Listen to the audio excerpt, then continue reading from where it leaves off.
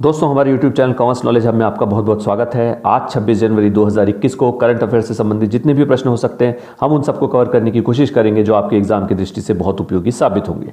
लेकिन सबसे पहले आज का सुविचार, अगर अपना परिचय खुद देना पड़े तो समझ लेना कि सफलता भी बहुत दूर खड़ी है।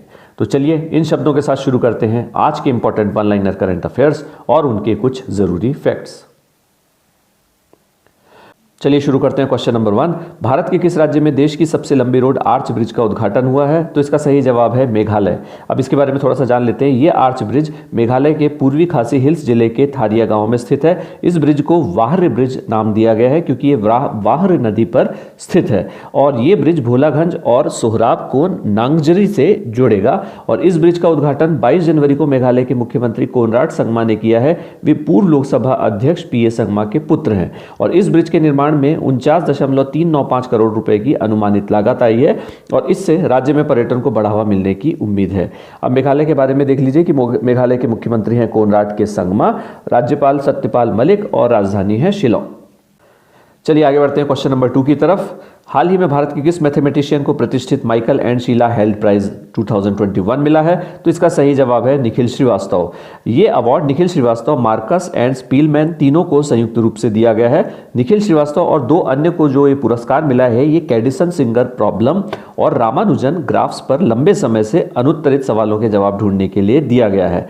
निखिल श्रीवास्तव जो कि कैलिफोर्निया विश्वविद्यालय में गणित के एसोसिएट प्रोफेसर हैं, उन्होंने 2 अन्य लोगों के साथ मिलकर 1 दशक तक चलने वाली समस्या का समाधान प्रकाशित किया जिसे कैडिसन सिंगर प्रॉब्लम कहा जाता है। इन विजेताओं की घोषणा नेशनल एकेडमी ऑफ साइंसेज द्वारा की गई थी और इस पुरस्कार के तहत $1 लाख की राशि प्रदान की जाती है। इस पुरस्कार की स्थापना 2017 में की गई थी। चलिए आगे बढ़ते हैं क्वेश्चन नंबर 3 की तरफ। देश की सर्वश्रेष्ठ पुलिस एकेडमी का पुरस्कार किसने जीता? तो इसका सही जवाब है राजस्थान पुलिस एकेडमी। चलिए इसके बारे में देख लेते हैं। केंद्रीय गृह मंत्रालय ने वर्ष 2019-20 गस्टर्ड ऑफिसर राजपत्रित अधिकारियों के प्रशिक्षण में Rajasthan police academy RPA Jaipur को देश की सर्वश्रेष्ठ पुलिस एकेडमी घोषित किया। इसके साथ ही पीटीसी किशनगढ़ को कांस्टेबल ट्रेनिंग के लिए देश में सर्वश्रेष्ठ होने का गौरव हासिल हुआ है और इस उपलब्धि पर केंद्रीय गृह मंत्रालय द्वारा इन दोनों ही संस्थानों को 20-20 लाख रुपए की अनुदान राशि प्रदान की जाएगी। सर्वश्रेष्ठ पुलिस एकेडमी के चुनाव में लगभग 28 मापदंडों को आधार बनाया जाता है, जैसे कि प्रशिक्षण की गुणवत्ता, ट्रेनर्स का कौशल, ट्रेनीज का प्रदर्शन और ट्रेनिंग के लिए उपलब्ध इंफ्रास्ट्रक्चर इत्यादि। विदित हो कि आरपीए जयपुर को 2015-16 में अराजपत्रित अधिकारियों के प्रशिक्षण हेतु और 2016-17 में आरपीए जयपुर को राजपत्रित अधिकारियों के प्रशिक्षण और पीटीसी किशनगढ़ को कांस्टेबल ट्रेनिंग के लिए सर्वश्रेष्ठ घोषित किया गया था। यहाँ ये ध्यान रखिए कि आरपीए जयपुर को 2015-16 में नॉन गस्टर्ड श्रेणी में ये अवार्ड मिल चुका है और 2016-17 और 2019-20 में गस्टर्ड ऑफिसर्स की ट्रेनिंग में ये अवार्ड मिला है और इसके अलावा पीटीसी किशनगढ़ को कांस्टेबल ट्रेनिंग के लिए अवार्ड घोषित किया गया। अब राजस्थान के बारे में देख लेते हैं। राजस्थान के मुख्यमंत्री हैं अशोक गहलोत, राज्यपाल कलराज मिश्रा और राजधानी है जयपुर। चलिए आगे बढ़ते हैं क्वेश्चन नंबर 4 की तरफ। एबेल 370 क्या है जिसकी तस्वीरें हाल ही में नासा ने अपने सोशल मीडिया अकाउंट पर शेयर की है?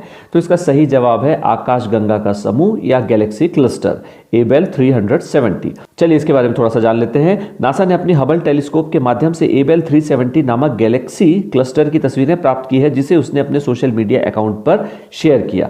अब ये गैलेक्सी क्लस्टर अर्थ से लगभग 4.9 बिलियन प्रकाश वर्ष दूर सीटस तारामंडल में स्थित है और ये तस्वीरें अपने आप में पहली ऐसी तस्वीर है जो आकाशगंगाओं के एक विशाल समूह को दिखाती है। देखिए दोस्तों, हम आपको पिक्चर में दिखाते हैं। ये जो आपको दिखाई दे रहा है ये आकाशगंगाओं का विशाल समूह है जिसे हबल टेलीस्कोप के माध्यम से लिया गया है और इस गैलेक्सी का नाम जॉर्ज एबल के नाम पर रखा गया है, इसलिए इसे एबल 370 कहा गया। और आकाशगंगा के बारे में जान लीजिए कि आकाशगंगा करोड़ों तारों, बादलों तथा गैसों से बना एक सिस्टम है और ये खुले आकाश में एक सिरे से दूसरे सिरे तक फैली चमकदार चौड़ी सफेद पट्टी है। अब हम अपने सोलर सिस्टम की बात कर लें तो हमारा सोलर सिस्टम मिल्की वे नामक आकाशगंगा में स्थित है और इस मिल्की वे का आकार सर्पिलाकार है यानी स्पाइरल। तो दोस्तों एग्जाम में ये पूछा जाता है कि हमारा सोलर सिस्टम किस आकाशगंगा में स्थित है, तो उसका आंसर है मिल्की वे और इसका आकार भी पूछ लिया जाता है तो वो है सर्पिलाकार। अब ब्रह्मांड की बात करें तो ब्रह्मांड इतना विशाल है कि ब्रह्मांड का निर्माण मिल्की वे जैसी लाखों आकाशगंगाओं से मिलकर हुआ है। चलिए अब बात करते हैं हम विश्व प्रसिद्ध हबल स्पेस टेलीस्कोप के बारे में। जी हाँ, हबल टेलीस्कोप को संयुक्त राज्य अमेरिका ने 1990 में डिस्कवरी अंतरिक्ष यान के माध्यम से कक्षा में स्थापित किया गया था और इस टेलीस्कोप को नासा ने यूरोपीय अंतरिक्ष एजेंसी के सहयोग से तैयार किया था। ये टेलीस्कोप 1990 से अब तक निरंतर ब्रह्मांड के विस्तार के बारे में जानकारी प्रदान कर रही है और इस टेलीस्कोप के माध्यम से ही ब्रह्मांड के विस्तार की दर का निर्धारण हो पाया, यानी ब्रह्मांड का फैलाव कितना है उसके बारे में जानने में ये टेलीस्कोप बहुत ज़्यादा मददगार साबित हो रही है और आए दिन हमें कोई ना कोई ऐसी जानकारी लगती रहती है जिसके पीछे हबल टेलीस्कोप को ही श्रेय जाता है। अब अमेरिकी खगोल विज्ञानी एडविन पॉवेल हबल के नाम पर इसे हबल नाम दिया गया है। चलिए आगे बढ़ते हैं क्वेश्चन नंबर 5 की तरफ। हाल ही में चर्चा में रही 1776 कमीशन रिपोर्ट किस देश से संबंधित है? तो इसका सही जवाब है संयुक्त राज्य अमेरिका।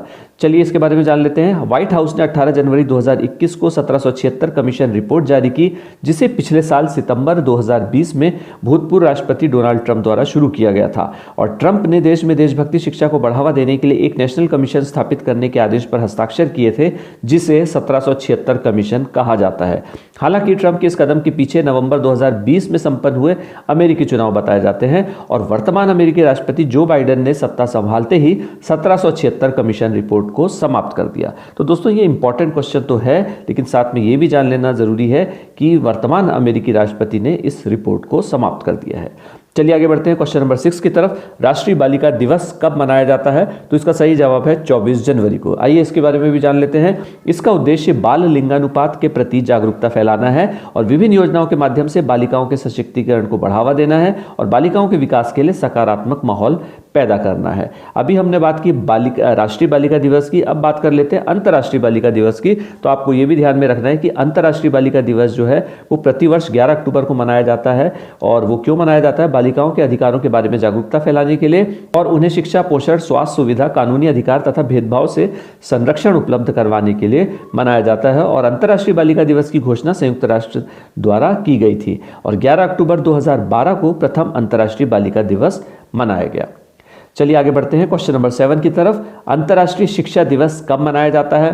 तो इसका सही जवाब है 24 जनवरी। तो दोस्तों यहाँ आप ध्यान में रखिए जो राष्ट्रीय बालिका दिवस है वो भी 24 जनवरी को मनाया जाता है और जो अंतर्राष्ट्रीय शिक्षा दिवस है वो भी 24 जनवरी को मनाया जाता है। तो अब हम जानते हैं अंतर्राष्ट्रीय शिक्षा दिवस के बारे में। अंतर्राष्ट्रीय शिक्षा दिवस का उद्देश्य शांति और विकास में शिक्षा की महत्वपूर्ण भूमिका को रेखांकित करना है और 3 दिसंबर 2018 को संयुक्त राष्ट्र ने प्रस्ताव पारित करके 24 जनवरी को प्रत्येक वर्ष 24 जनवरी को अंतर्राष्ट्रीय शिक्षा दिवस मनाने का निर्णय लिया है। अब यहाँ पर बात चली अंतर्राष्ट्रीय शिक्षा दिवस की, तो हमें जान लेना चाहिए हमारा अपना राष्ट्रीय शिक्षा दिवस के बारे में, जो कि प्रतिवर्ष 11 नवंबर को मनाया जाता है। तो ये चीज़ आप ध्यान में रखिए, प्रतिवर्ष 11 नवंबर को क्या मनाया जाता है? राष्ट्रीय शिक्षा दिवस। और वो भारत के प्रथम शिक्षा मंत्री एवं भारत रत्न से सम्मानित मौलाना अबुल कलाम आज़ाद के जन्म दिवस 11 नवंबर के अवसर पर मनाया जाता है और राष्ट्रीय शिक्षा दिवस 11 नवंबर 2008 को शुरू किया गया था। तो ये चीज़ें भी आपको ध्यान में रखनी है। चलिए आगे बढ़ते हैं अपने नेक्स्ट क्वेश्चन की तरफ। Question number 8। हाल ही में भारतीय रेलवे की सबसे लंबी मालगाड़ी होने का गौरव किसने हासिल किया? तो इसका सही जवाब है वासुकी। जी हाँ, वासुकी नामक ये जो मालगाड़ी है ये अब भारत की सबसे लंबी मालगाड़ी है और इसके बारे में जान लेते हैं कि भारतीय रेलवे के दक्षिण पूर्व मध्य रेलवे यानी SECR के रायपुर डिवीजन ने एक साथ 5 मालगाड़ियों को जोड़कर यह ट्रेन चलाई है। यहां पर ध्यान में रखिए कि 5 मालगाड़ियों को जोड़ा गया है और जब 5 मालगाड़ियों को जोड़ा गया है तो ये लगभग 3.5 किलोमीटर लंबी इस मालगाड़ी को वासुकी नाम दिया गया। ठीक है, और इससे पहले दक्षिण पूर्व मध्य रेलवे ने शेषनाग और सुपर एनाकोंडा नामक 2 अन्य मालगाड़ियां चलाकर रिकॉर्ड स्थापित किया गया था।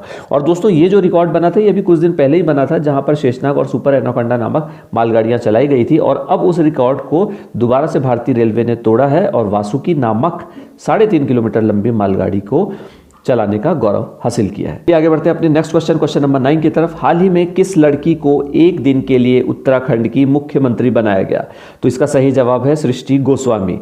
जी हाँ दोस्तों, यहाँ पर आपको याद आ रही होगी फिल्म नायक, जिसके अभिनेता अनिल कपूर को एक दिन के लिए मुख्यमंत्री बनाया गया था। तो कुछ कहानी वैसी ही है लेकिन थोड़े से अलग लेवल पर। तो इसके बारे में जान लेते हैं कि हरिद्वार की सृष्टि गोस्वामी को 24 जनवरी 2021 को राष्ट्रीय बालिका दिवस के अवसर पर एक दिन के लिए उत्तराखंड का मुख्यमंत्री बनाया गया। तो अभी हमने पढ़ा कि 24 जनवरी को राष्ट्रीय बालिका दिवस मनाया जाता है और उस दिन राष्ट्रीय बालिका दिवस के अवसर पर उत्तराखंड में सृष्टि गोस्वामी नामक हरिद्वार की इस छात्रा को एक दिन के लिए उत्तराखंड का मुख्यमंत्री बनाया गया। इस दौरान उन्होंने विभिन्न योजनाओं की समीक्षा की, जिनमें अटल आयुष्मान योजना, स्मार्ट सिटी परियोजना, पर्यटन विभाग की होम स्टे योजना इत्यादि योजनाएं शामिल हैं। विदित हो कि सृष्टि गोस्वामी 2018 से बाल विधानसभा की मुख्यमंत्री रही हैं। अब दोस्तों, अब हम आगे बात करेंगे बाल विधानसभा की कि बाल विधानसभा क्या है। तो लेकिन उससे पहले ये देख लीजिए कि जो सृष्टि गोस्वामी है, ये पिछले 2 साल से आरंभ नामक योजना भी चला रही है और इसमें क्षेत्र के गरीब बच्चों को पढ़ाई के प्रेरित करने के साथ साथ मुफ्त में वो किताबें भी मुहैया कराती है। तो ये भी बड़ा अच्छी उनकी तरफ से एक पहल है सृष्टि गोस्वामी, जो कि सामाजिक कार्य कर रही हैं, तो ये काफ़ी प्रशंसनीय है। अब हम बात करते हैं बाल विधानसभा की कि बाल विधानसभा क्या है। तो देखिए, बाल विधानसभा के बारे में सबसे पहले जान लीजिए कि इसका कार्यकाल 3 साल का होता है और बाल विधानसभा के माध्यम से प्रदेश के बच्चों की समस्याओं को दूर करने का प्रयास किया जाता है और बाल विधानसभा के माध्यम से उत्तराखंड के बच्चों को लोकतंत्र की जानकारी मिलती है, जो उन्हें महत्वपूर्ण मतदाता एवं जागरूक नागरिक बनने में मदद करती है। साथ ही इस प्रयास के माध्यम से बच्चे राजनीति की मुख्य धारा से जुड़ सकते हैं। तो इस तरह से बाल विधानसभा की ये जो अवधारणा है, ये उत्तराखंड में शुरू की गई है। तो चलिए दोस्तों, हम आगे बढ़ते हैं अपने नेक्स्ट क्वेश्चन नंबर 10 की तरफ। किस राज्य में जेल पर्यटन शुरू किया जाएगा? जी हाँ, जेल पर्यटन। और इसका सही जवाब है महाराष्ट्र में ये जेल पर्यटन शुरू किया जा रहा है। अब इसके बारे में जान लेते हैं कि महाराष्ट्र सरकार 26 जनवरी 2021 से जेल पर्यटन की शुरुआत करेगी, जिसकी शुरुआत पुणे के यरवदा जेल से होगी। अब पुणे के यरवदा जेल का नाम आता है तो स्वतंत्रता की कहानी याद आ जाती है, जहां पर पुणे के यरवदा जेल का खास स्थान है। लेकिन उससे पहले हम ये देख लें कि इस पर्यटन के माध्यम से लोगों को ऐतिहासिक जेलों को नजदीक से देखने का और जानने का मौका मिलेगा और ये भारत में अपनी तरह की पहली पहल है। जी हाँ, और विदित हो कि ब्रिटिश शासन के तहत महात्मा गांधी समेत बहुत से स्वतंत्रता सेनानियों को पुणे की यरवदा जेल में कैद किया गया था। तो ये जो हम बात कर रहे हैं पुणे की यरवदा जेल से, यहाँ पर जेल पर्यटन शुरू किया जा रहा है, जो कि अपनी तरह की एक अनोखी पहल है और वो महाराष्ट्र में शुरू की जा रही है।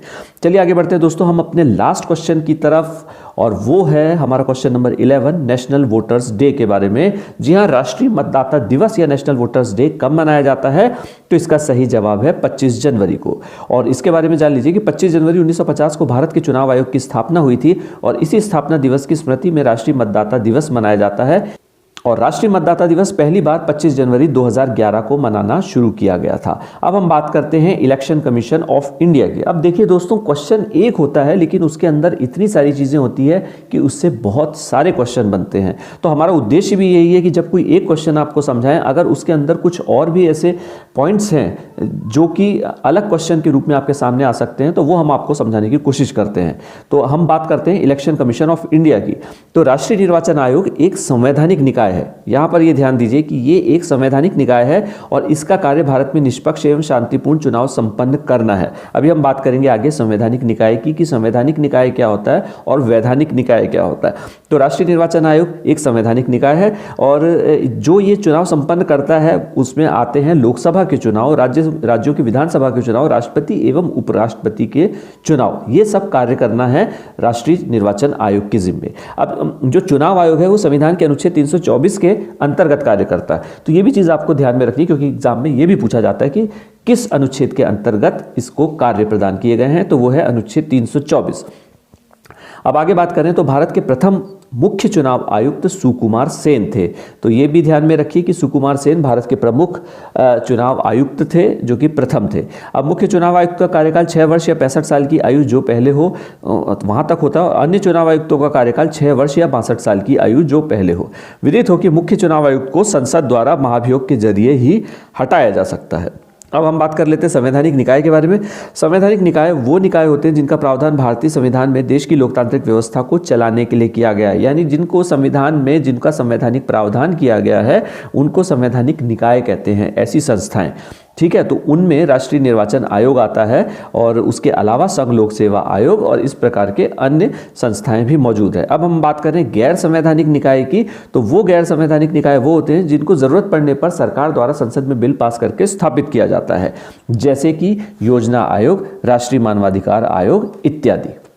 ठीक है, अब योजना आयोग की हम बात कर लें तो योजना आयोग जो था वो 2014 में समाप्त कर दिया गया और नीति आयोग का उसकी जगह गठन किया गया। तो हमने ये क्या बताया यहाँ पर कि गैर संवैधानिक वो होते हैं जो जरूरत पड़ने पर संसद में बिल पास करके स्थापित किए जाते हैं। तो जहां इसकी ज़रूरत सरकार को महसूस होता है कि अब नहीं है, तो वो उसको समाप्त भी कर सकती है, जैसे कि योजना आयोग को समाप्त किया सरकार ने 2014 में, और समाप्त करके क्या शुरू किया गया उसकी जगह, नीति आयोग।